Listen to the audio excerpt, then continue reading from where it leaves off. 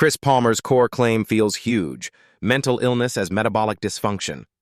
Like not stress-caused sadness, but cells are misfiring, brain included. Before we even get to autism numbers, tell me, what exactly is metabolism here? He says food and oxygen to energy, then mitochondria as the power plant of cells. But I hate when people oversimplify. Does glycolysis break this story? He kinda admits ATP can be made without mitochondria, then pivots to still mostly mitochondria. Okay, but mostly is doing a lot of work there, you know? And when he says brain symptoms equal brain malfunction, that's bold language. I'm torn because I buy physiology connecting everything: sleep, diet, inflammation. Still, calling neurotransmitter imbalance just a downstream effect. How falsifiable is that?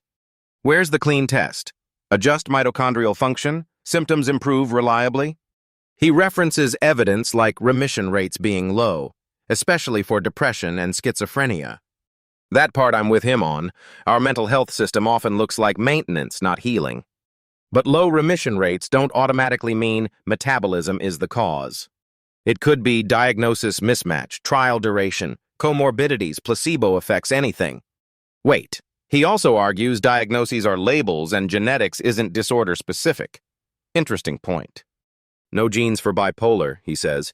Genes increase risk across several disorders. That sounds like pleiotropy, which is real, but it's also easy to stretch into a unifying story. So his unifier is mitochondrial pathways affected by genetic risk and epigenetics. Epigenetics being inheritable, sure, but how much of that is robust in humans? I'm not saying it's wrong, I'm saying the strength of evidence matters. Okay, the most controversial part to me is the trauma to mitochondria chain. He says trauma turns on sympathetic nervous system, raises glucose, cortisol, adrenaline, inflammation. Then, over time, stress granules, interrupted repair messages, cellular disrepair. That's a lot of steps for one podcast explanation, honestly. But conceptually, chronic threat response causing wear and tear? I get that. Like hypervigilance stealing resources from maintenance is plausible. He makes a distinction. Initial trauma response isn't disorder. Prolonged malfunction is. And he frames it like fight or flight is programmed, not you are broken. That framing is psychologically compassionate, I'll give him that. But I worry about something. Does this reduce complex mental suffering to biology too fast? Because for some people, the meaning of trauma and social context matters enormously. If we go too hard on biology, we risk ignoring therapy, relationships, and environment. He actually claims he's not taking away meds or therapy access, which is good. But the message "you can get better if you understand metabolism" is still selling a mechanism. Here's what I'd ask. What interventions target mitochondria specifically? Diet, exercise, supplements, treating insulin resistance, sleep restoration? Those are all mitochondrial-ish, but which ones have psychiatric trials? Because metabolic health can be a big umbrella, there are many levers. And the autism statistic he teased, like quadruple risk linked to obesity/diabetes, sounds explosive. If that's true, the natural question is causality, not correlation. Is it maternal metabolism affecting fetal development, or confounders like socioeconomic factors? To his credit, he ties it to genetics being non-deterministic plus metabolic environment matters. Still, I want to see mechanistic biomarkers in pregnant or early life cohorts. If mitochondria dysfunction is central, you'd expect measurable mitochondrial markers, right? Even a proxy like oxidative stress markers, lactate, inflammation profiles, insulin sensitivity metrics. But again, this is where podcasts can sound more confident than the data. Now, the hopeful part for me is less mitochondria explain everything, and more current treatments fail too often. If depression remission is like 30% first try, that's brutal. And if schizophrenia recovery is like 4% with best treatment, that's system-level tragedy. So even if the mechanism is imperfect, pushing for new approaches is valid. And I like that he calls governments labeling cases terminal. He's basically criticizing give-up policy. Like assisted suicide framing for treatment-resistant mental illness, ethically chaotic. But we've got to be careful. Hope shouldn't become it's always fixable by diet. Because some people need long-term support and symptom management. So maybe the balanced position is biology plus environment plus therapy, and metabolism is one missing puzzle piece. That's where I'm landing. Promising, but I want the proofs. Trials, biomarkers, and replication. All right. I'm curious for episode 2. What does metabolic treatment look like in practice for real patients? And where does it fit alongside meds and therapy without turning into a cult of one theory?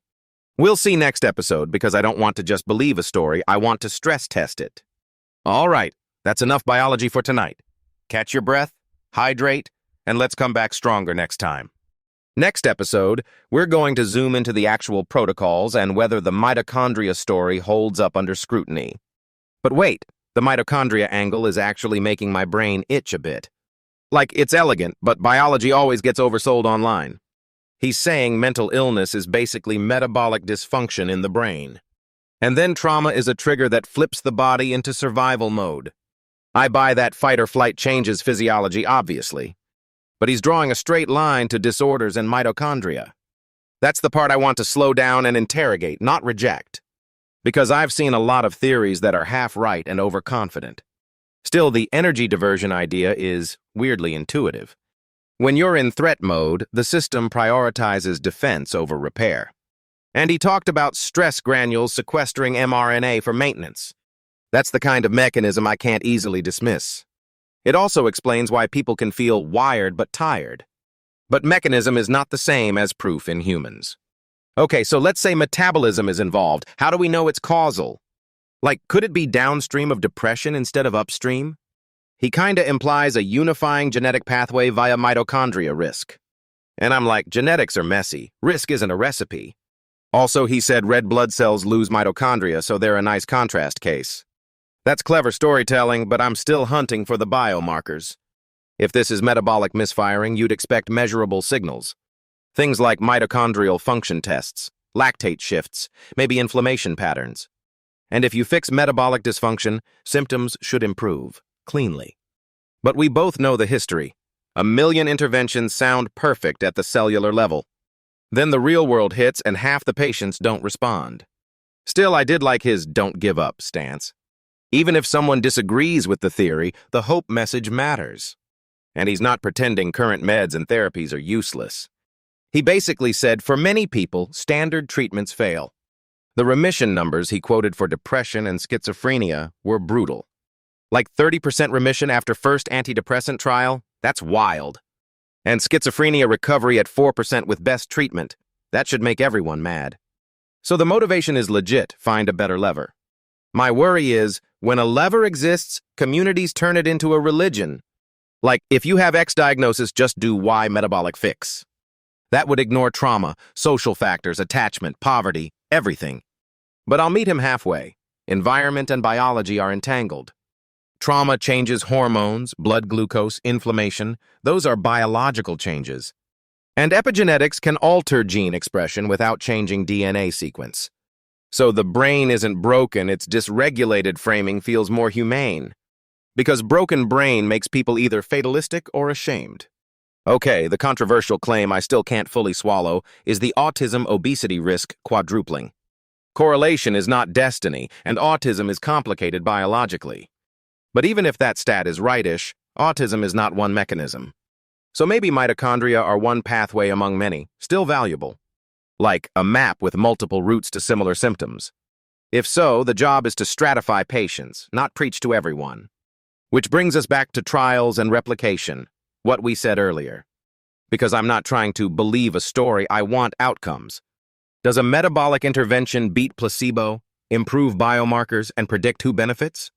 And does it work in the real messy clinic setting, not just highlight reels?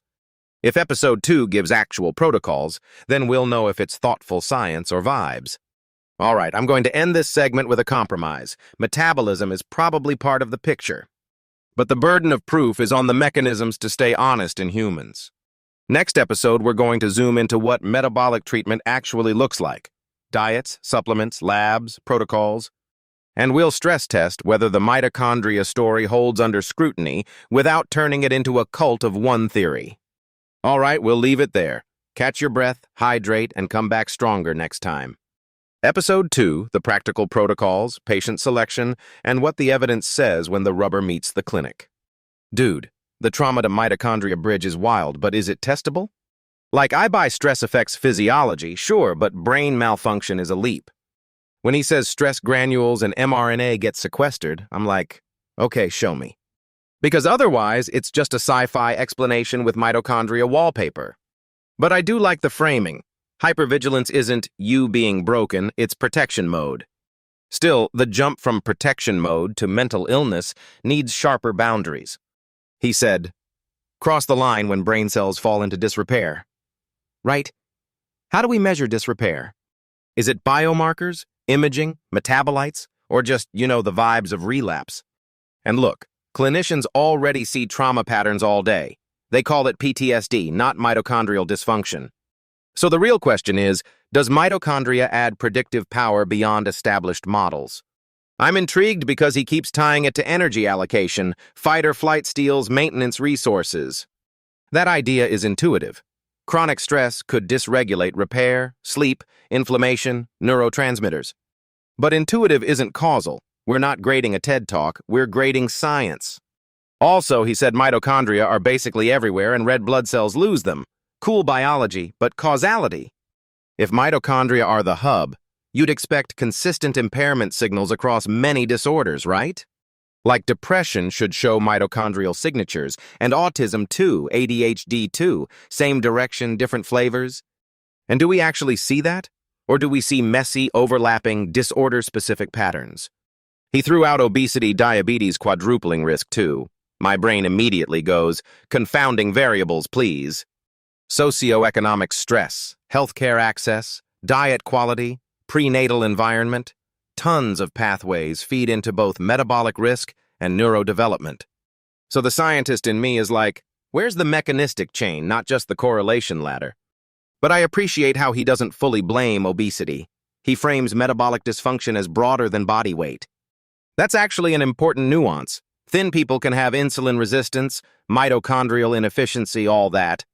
The thin doesn't mean healthy line hits hard because everyone hates that truth. Still, I want to pin him down. What is the minimal required story for a patient? Is it stress changes metabolism, persistent hyperarousal, cellular disrepair, neurosymptoms? Or is it more like mitochondria are one piece among many? Immune, endocrine, sleep, genetics, attachment, meds?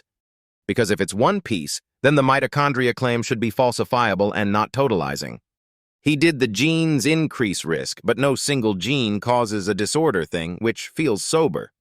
Otherwise, people will turn this into, you ate the wrong mitochondria, congrats on your depression. But you know what I liked most? The way he treated symptoms as energy and safety system dysfunction, not moral failure. That can help patients stop self-attacking and start investigating physiology and recovery strategies. Yet the danger is clinicians might overfocus on metabolism and underfocus on therapy, trauma processing, and environment. Like, what if someone's main driver is abusive household dynamics? Are we going to prescribe lactate packets and call it care? The best model would say, physiology shifts are the how, but context is still the why. So, stress granules and cortisol explain mechanism, but social interventions still matter massively.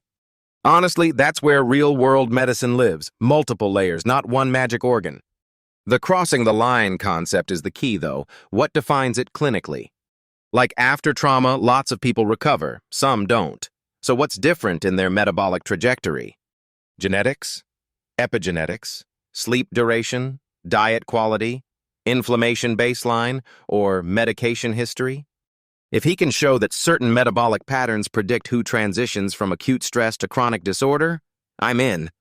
Otherwise, we're just telling everyone to think mitochondria and hoping for miracles.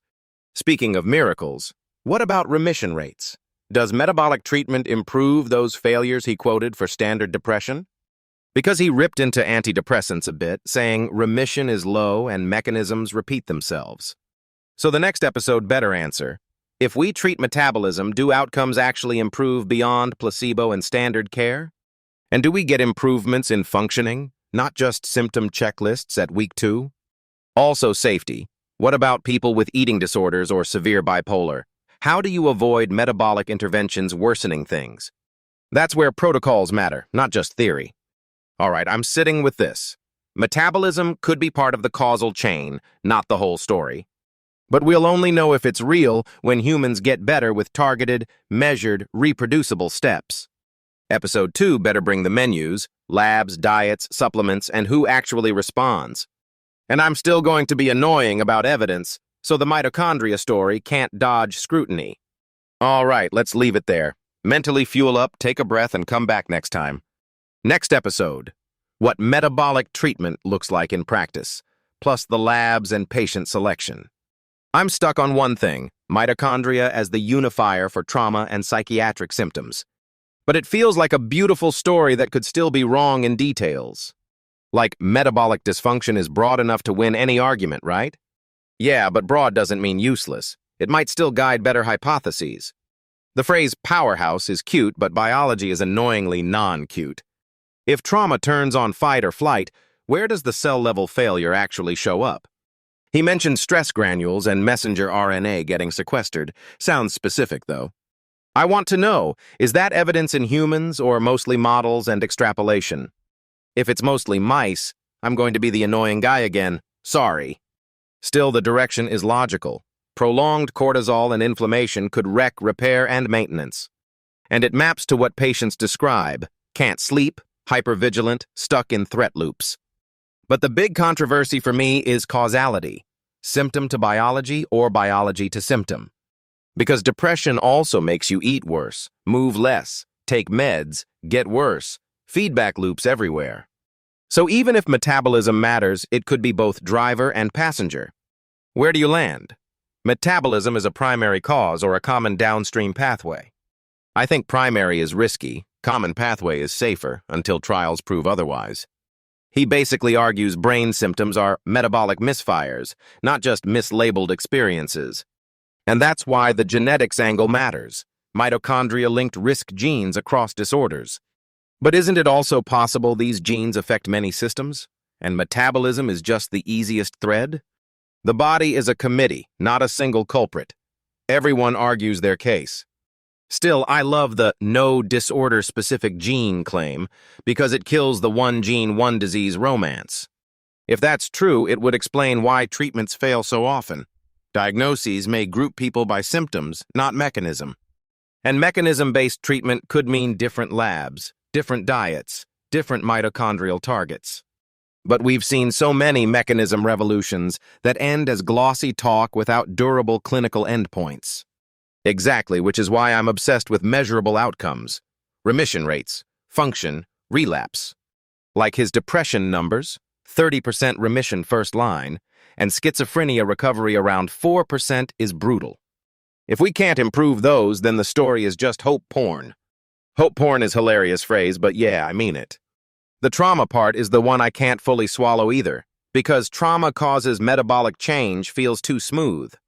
2 people get mugged. 1 recovers. 1 develops chronic disorder. What's the differentiator in the model? He hinted that interpretation and resilience matter, but how does that translate into mitochondria state? Like, is it epigenetic tuning, duration of threat, nutrition, sleep, social support, everything? Probably all of that. But then the theory becomes, everything affects metabolism, which is true but not predictive. Predictive medicine is what I'm waiting for. Otherwise, we're doing vibes with ATP. Okay, but vibes with ATP might still lead to real interventions if we test smartly. What would count as smart testing? Biomarkers plus patient selection, not just giving everyone supplements. Yes, because your earlier question about eating disorders and bipolar is exactly the danger zone. If someone has severe bipolar, metabolic interventions could shift energy metabolism and worsen cycles. And for eating disorders, pushing diet changes without guardrails can become harmful. So you need screening protocols, dosing logic, and escalation steps, like clinicians, not influencers. I keep thinking, if mitochondria are the target, what do you measure? Lactate, insulin resistance, inflammation markers? Or maybe mitochondrial function indirectly, like ATP-related metabolites, oxidative stress panels, risk state scoring. But panels can become expensive, messy, and non-standard. Then replication dies again. True, and the whole promise of science is standardization. Labs, criteria, endpoints, follow-up. Which is funny because psychiatry has historically been allergic to standardization.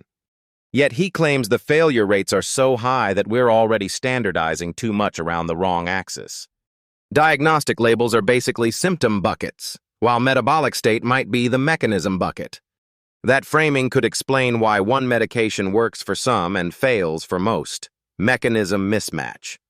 So the core question for me, can metabolic treatment outperform current care in blinded trials? Not works anecdotally, not some improvement, but sustained remission and reduced hospitalization. And we need to know effect sizes because if it's small, it's adjunct, not revolution. Exactly, and if it's large for a subset, the real win is identifying that subset. Which is why episode 2 has to talk about patient selection like grown-ups.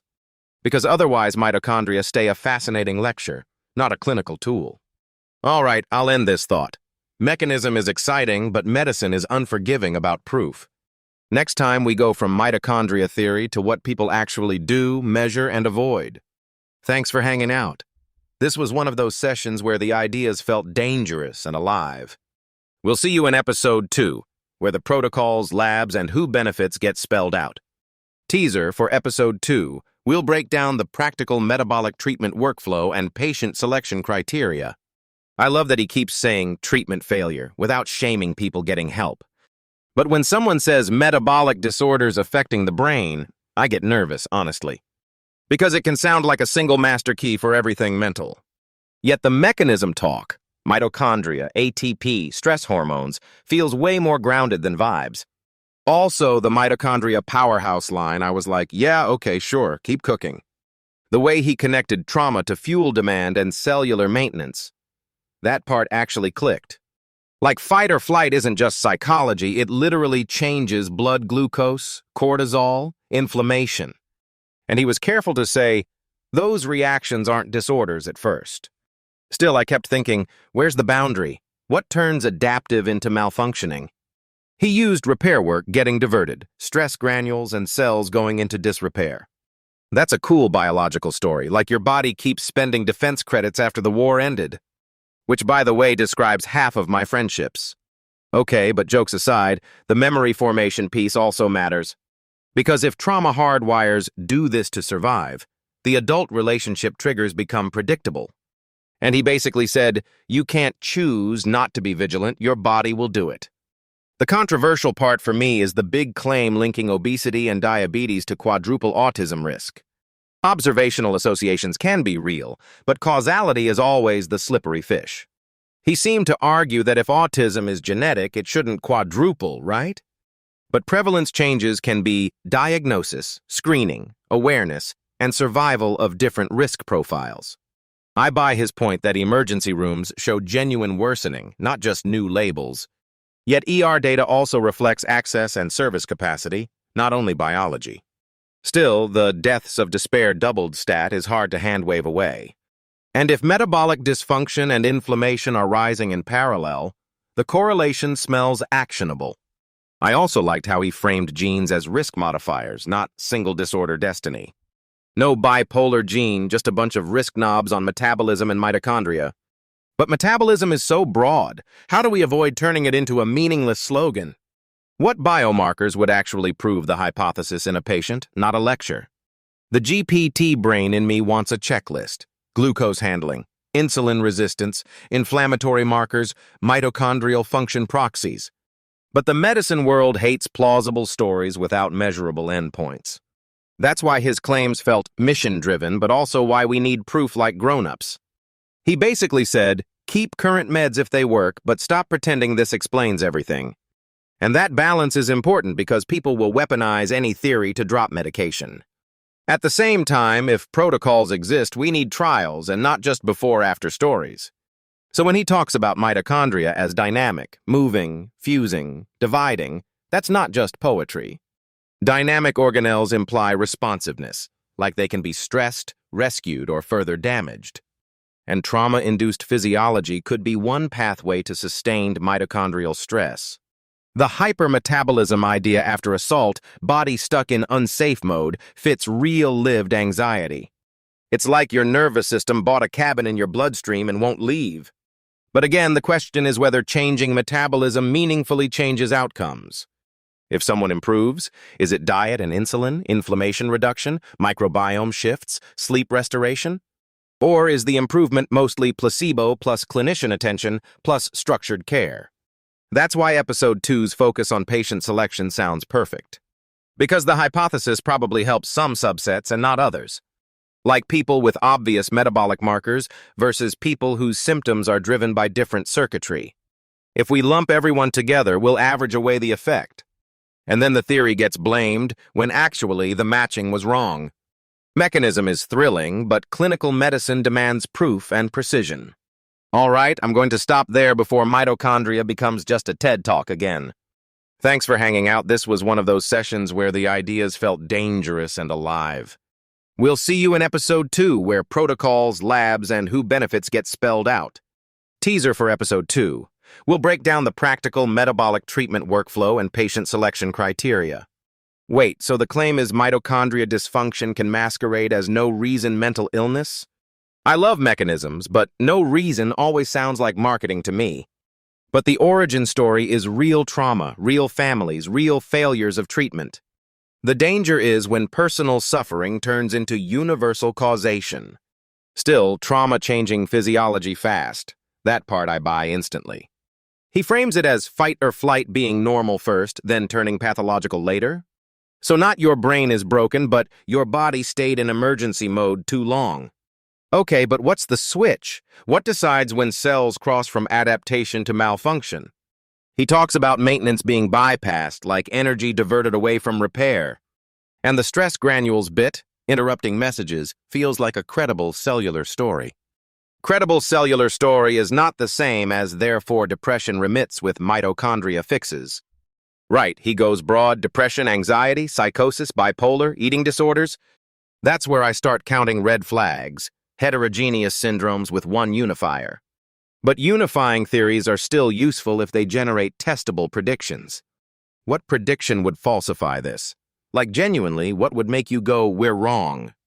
Maybe if you don't see metabolic mitochondrial signatures in the predicted subgroups. Or if interventions targeting mitochondria help people who lack those signatures. And also if similar metabolic dysfunction doesn't map onto similar symptom profiles. The subtypes idea you were hinting earlier matters a lot because averaging kills signal. Exactly. If you average responders and non-responders, every theory looks like garbage. He even said obesity and diabetes quadruple risk of autistic child. Doesn't that already imply subgrouping? Maybe, or maybe it's confounding via genetics, socioeconomic stuff, prenatal environment, all of it. He claims autism genetics should not quadruple in 20 years, but population biology is messy. Like epigenetics. Genes aren't destiny, but they also aren't fully plastic. Epigenetic inheritance is at least a plausible bridge from environment to brain risk. Still, epigenetics gets used as a vibes word too often.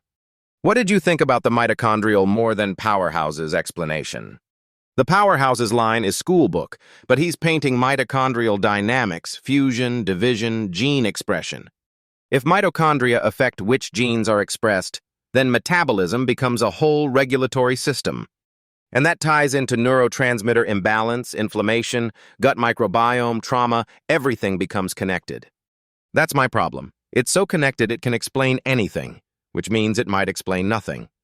But if you can score mitochondrial dysfunction biomarkers, you can narrow anything into some people. The transcript mentioned ATP production, mitochondria maxing out, glycolysis as backup. The marathon example is fun, but mental illness isn't a single endurance race. Still, the idea of energy availability shaping resilience, like stress tolerance, feels intuitive. If cells are running hot, repairs slip, and the brain is energy hungry, you get dysregulation. And then trauma becomes a metabolic event, not just an event in your story. That's actually a helpful clinical reframing for patients who feel, my thoughts are wrong only. But clinical translation requires care. Don't let people abandon therapy, meds, or safety. Yeah, because if someone is psychotic or suicidal, fix your metabolism could become dangerous. He explicitly said keep existing treatments if they work, but audiences will still simplify. Online, nuance lasts about 7 minutes before it turns into a rule book. Even so, the broad critique of psychiatry outcomes, like low remission rates, hits hard. But we also need to ask whether remission stats are measuring the right endpoints. Recovery isn't just symptoms disappearing, it's function, quality of life, and safety. Still, 30% remission first antidepressant is a brutal number to sit with. And 4% recovery in schizophrenia is basically an emergency room statistic, not a theory debate. So if the current model is failing a lot of people, the hunger for new frameworks is rational. But new frameworks must survive trials, not just metaphors and mitochondria posters. Hundreds or thousands of mitochondria sounds awesome. Now show me the randomized outcomes. I'm wondering how he thinks about causality with comorbidities, sleep, insulin resistance, inflammation. The transcript suggests multiple pathways feed into mitochondria, so it's not one villain. That pluralism is good, because real humans have layers. Trauma plus metabolism plus genetics. But then the clinical job is selecting who fits the metabolic route. Exactly what you said earlier. If matching is wrong, the whole theory gets blamed. Okay, I'm with you. Dangerous and alive as ideas can be, we need precision. So in episode 2, I want the practicals, how they identify subgroups, and what interventions look like. All right, I'm actually excited for that because mechanisms without workflows feel incomplete. And yes, I can already hear the critics loading comments. Correlation isn't causation. Fair, but sometimes causation is still discoverable if the hypothesis is structured right. All right, let's wrap this part, because we've gone full mitochondria deep. Thanks for hanging out. This one felt like danger mixed with hope, and I'm here for both. We'll see you in episode 2, where protocols, labs, and who benefits get spelled out. Teaser for episode 2. We'll break down the practical metabolic treatment workflow and patient selection criteria. Okay, the trauma to mitochondria story is wild, but it also feels weirdly coherent. Like he's basically saying fight or flight is an energy reallocation problem first. I love the unifying theme, but I'm already nervous about overfitting everything to metabolism. Yeah, because once you have a hammer, every mental illness looks like a nail, right? But the way he framed it, threat changes, hormones, glucose, inflammation, that part is not made up. Still, where's the line between normal adaptation and actual cell disrepair that becomes a disorder? He said it's when protective physiology stays on too long and maintenance stops. Which is a nice story, but too long is doing a lot of work there. Exactly. Because clinically we see chronic stress for years, and outcomes vary massively. So is he implying everyone with chronic trauma should move toward mental illness? Or is it subset specific, like only those with particular mitochondrial resilience or epigenetic starting points? He hinted at that with the epigenetics and genes increase risk but not deterministically. But that actually raises another issue. How would we test mitochondrial dysfunction as the causal layer? Biomarkers in blood? Imaging? Muscle biopsies? Because I don't want vibe-based science. Totally. If we can't measure it, we'll just keep telling beautifully connected stories. Also, he said red blood cells lose mitochondria, so metabolism is broader than just mitochondria. Which is fair, because glycolysis can produce ATP, so 90% mitochondria isn't universal truth. Right, so the model is mitochondria matter a lot, not only mitochondria matter. But then how do we avoid turning that nuance into marketing slogans? Okay, but I genuinely liked the stress granule mechanism, like mRNA getting sequestered so repair stalls. That's the kind of intermediate biological step that makes the leap from trauma to symptoms less hand-wavy. Still, it's hard to know if stress granules in cells are the smoking gun for depression outcomes. But I'll give him credit. He's trying to answer why do treatments fail most people with a systems lens. And his depression example, remission rates not looking great, felt like the most grounded part. I do want to push back, though. Remission depends on criteria, dropouts, and study design. So even if placebo rates and trial friction complicate it, the broad, lots of non-responders problem is real. Exactly. And if lots of people don't fully recover, then one-size neurotransmitter tweaking might be incomplete. The metabolic angle then becomes maybe different causes converge on similar symptoms via energy dysregulation. Like 2 people with depression might have totally different upstream reasons. One inflammatory, one hormonal, one metabolic. And the current system forces them through the same pill funnel first. But don't we already have heterogeneity? Bipolar versus MDD versus trauma-related? So what's truly new? The unifying mechanism is new, or at least more emphasized. Mitochondria as a hub connecting stress, diet, inflammation. I still worry people will use this to blame patients' diets for mental illness.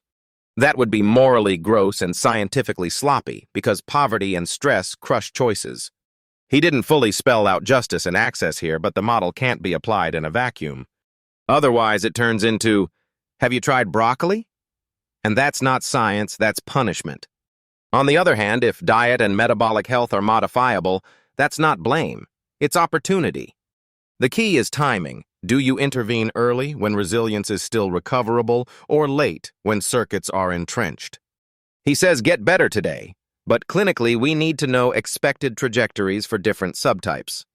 And we need to avoid cure-all promises because mental illness is multifactorial. The optimistic part is he's not trying to replace existing care. He's trying to add a missing layer. Still, the big debate for me is causation. Does metabolic dysfunction cause symptoms, or just track alongside them? If inflammation and sleep disruption are both upstream, metabolism might be a mediator rather than the root. That's actually consistent with the model, though. Mediation is enough to justify treatment targets. True, but medicine hates ambiguous targets. Everyone wants a clean lever. Which is why Episode 2 matters. Mapping who benefits and how you intervene without magical thinking. Because if you can't pick the right patients, mitochondria talk becomes a motivational poster. Anyway, I'm leaving this with one strong takeaway. Threat isn't only psychological, it's biochemical. And when threat becomes chronic, the body may stop doing maintenance mode and start living in defense mode. If that's true, then healing might require switching the system back, not just relabeling thoughts. All right, let's get out of the weeds before we invent a whole new DSM for mitochondria. Thanks for hanging with us. This one was part danger, part mechanism, part hope. We'll meet you in Episode 2 for the practical metabolic treatment workflow and patient selection criteria.